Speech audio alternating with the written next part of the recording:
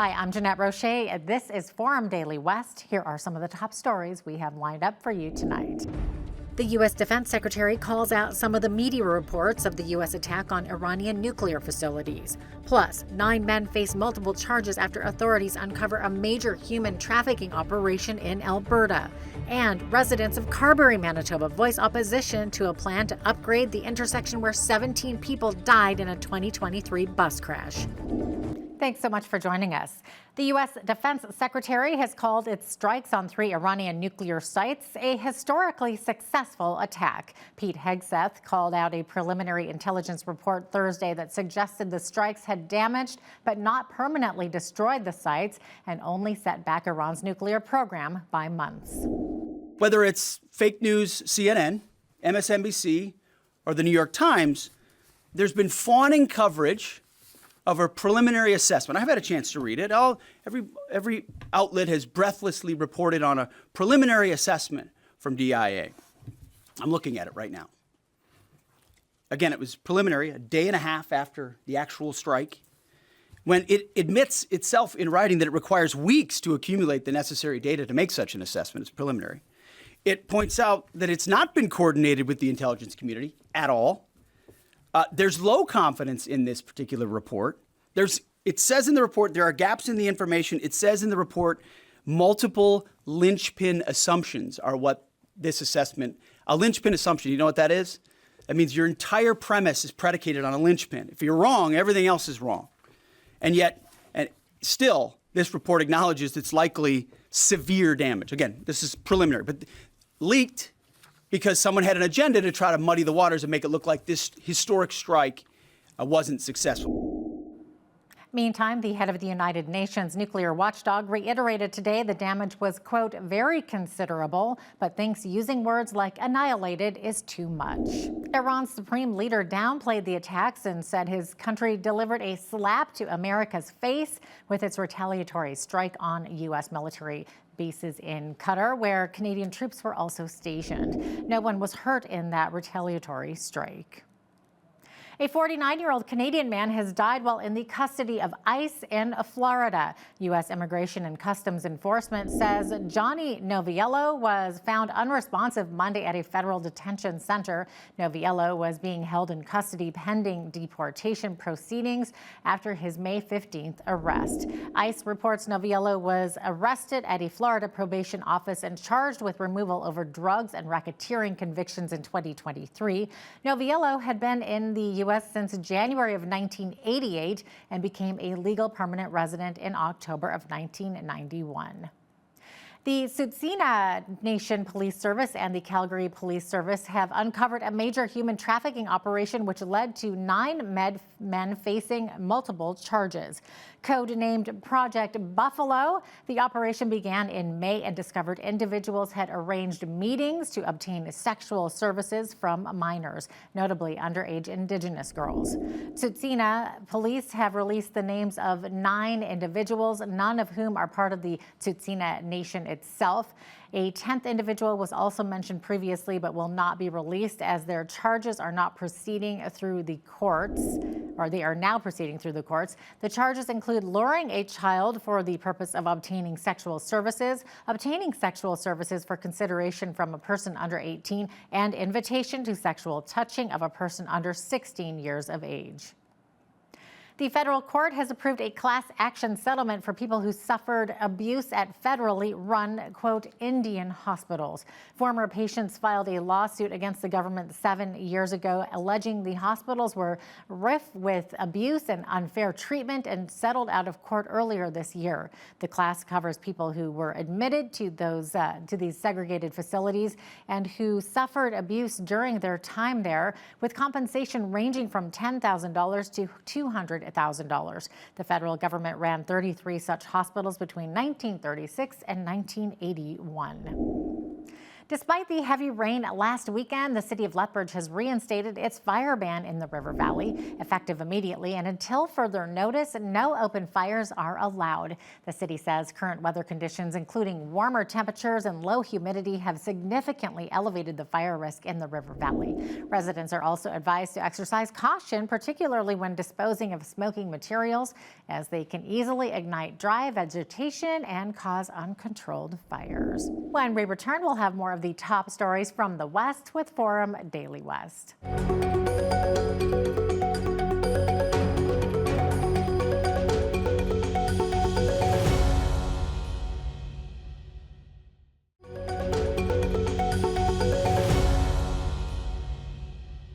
A ruling today by the U.S. Supreme Court is being hailed as a victory for the pro-life movement. The court has ruled that South Carolina has the power to block Medicaid funding for Planned Parenthood clinics in a technical interpretation over healthcare choices that has emerged as a larger political fight over abortion access. We get details from Lindsay Whitehurst of the Associated Press. The case wasn't directly about abortion, although Planned Parenthood is the single largest abortion provider in the U.S. Instead, it's about other health care services that its clinics provide. Those include things like cancer testing and contraception and pregnancy testing. The Supreme Court's conservative majority found that Medicaid patients can't file lawsuits to go to the provider of their choice.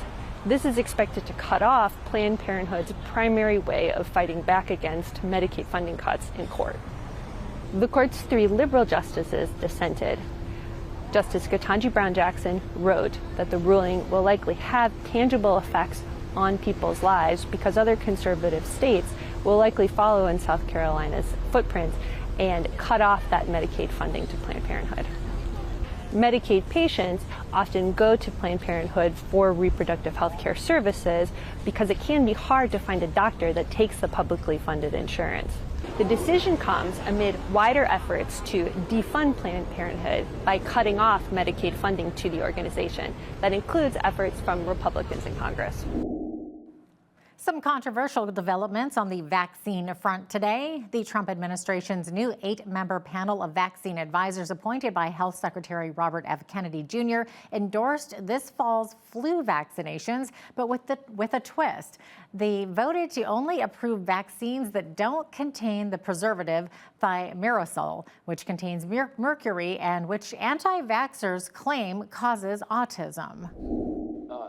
Thimerosal is recognized as a developmental and reproductive toxicant and is listed as a chemical on the California Proposition 65 list since 1990. Even if the amount available in the vaccine, maybe that amount is safe, but that's not the amount we're exposed to. We're exposed to mercury from other sources, so it's cumulative. And there is a need. And if we care about public health, we should try to minimize exposure to mercury. We will now go on to the vote. Relatively no conflict of interest, yes. Dr. Pagano? Pagano, no conflicts of interest, yes. Dr. Hibbeln? Joseph Hibbeln, no conflicts of interest, yes. Dr. Malone? Malone, no conflict of interest, yes. I vote no. Meissner, no conflict. My point is, the risk from influenza is so much greater than the non-existent, as far as we know, risk from thimerosal. So I would hate for a person not to receive the influenza vaccine because the only available preparation contains thimerosal. I find that very hard to justify. Where we will listen to various views and opinions, both from scientists but also from the public.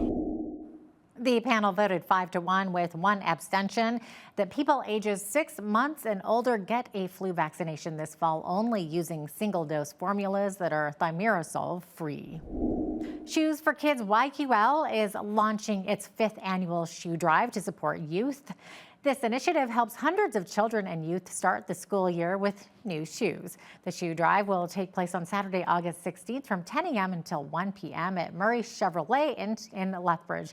Mallory Christensen, president of the Shoes for Kids YQL Foundation, says the goal is to collect 400 pairs of new shoes and raise $20,000. This year alone, from September to June, we have served over 1,000 kids with brand new shoes.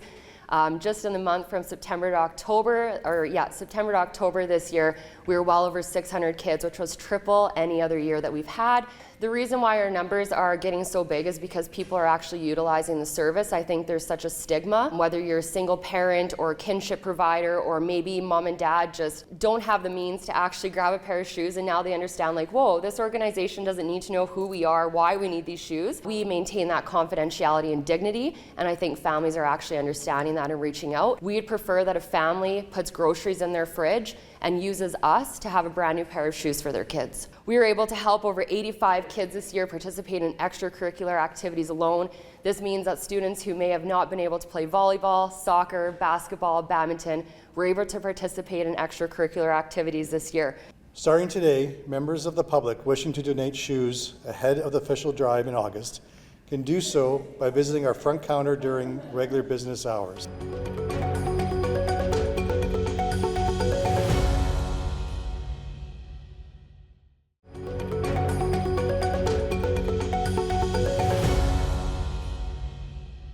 Residents of Carberry, Manitoba are voicing their opposition to a plan to upgrade an intersection where 17 people died in a bus crash in 2023. The Manitoba government is proposing an R-cut intersection, which stands for Restricted Crossing U-turn. The design allows traffic on the main highway to flow freely, while people on one side of the highway are prevented from crossing directly or turning left. Instead, they must turn right, merge with traffic, execute a U-turn, and then merge again. The R-cut, they feel, is the safest and probably least expensive option. Yeah. But here in Carberry, this community and a small group of people have got together and we started a petition. That intersection has been slated for an overpass for years, 20 years.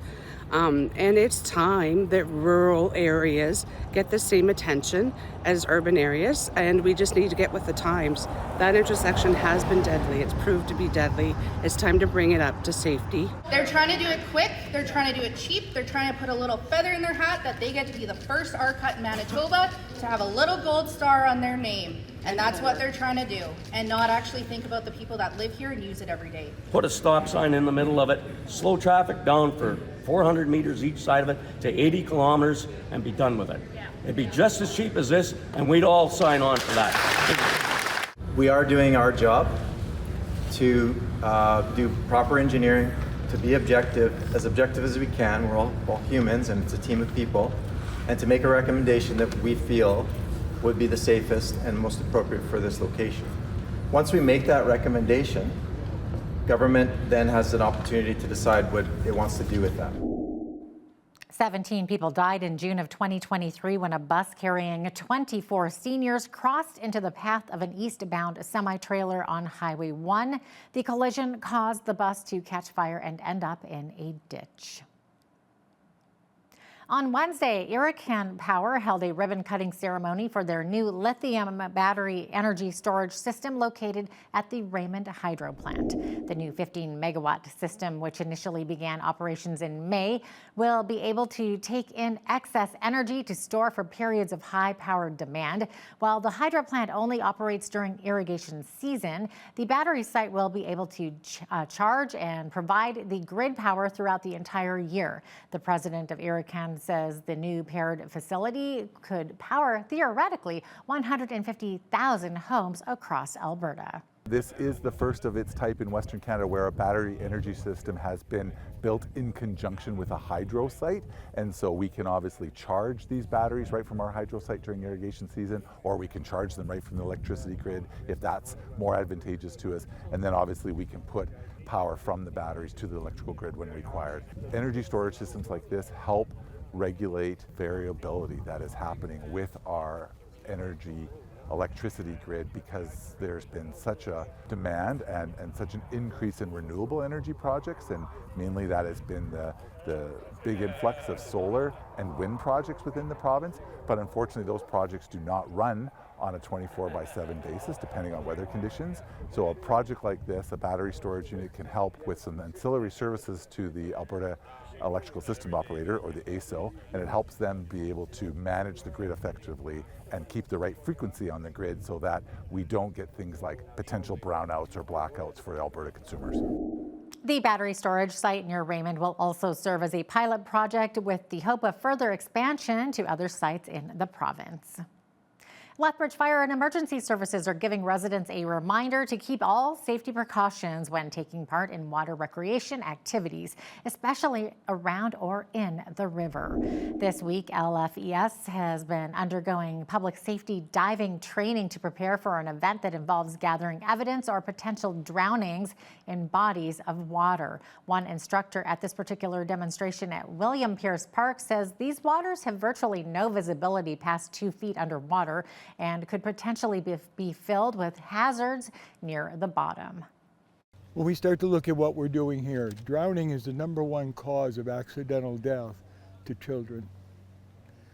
It's the #1 cause all the way out until the time they're about 20, and it's almost #2 cause for adults worldwide. It's frightening down there. Anyone who's done this for any length of time, it's been on the bottom and zero visibility, crawling across things we have no idea sometimes what they even are, and tells you they've never been scared, they're lying, including myself. You want your judgment at 100% when you're out on that river. We have a very lazy, long, slow-flowing river, but there's still some things that can get you in trouble. There's unpredictable currents, there's varying depths in the river, so you don't always know what you're going to be dealing with.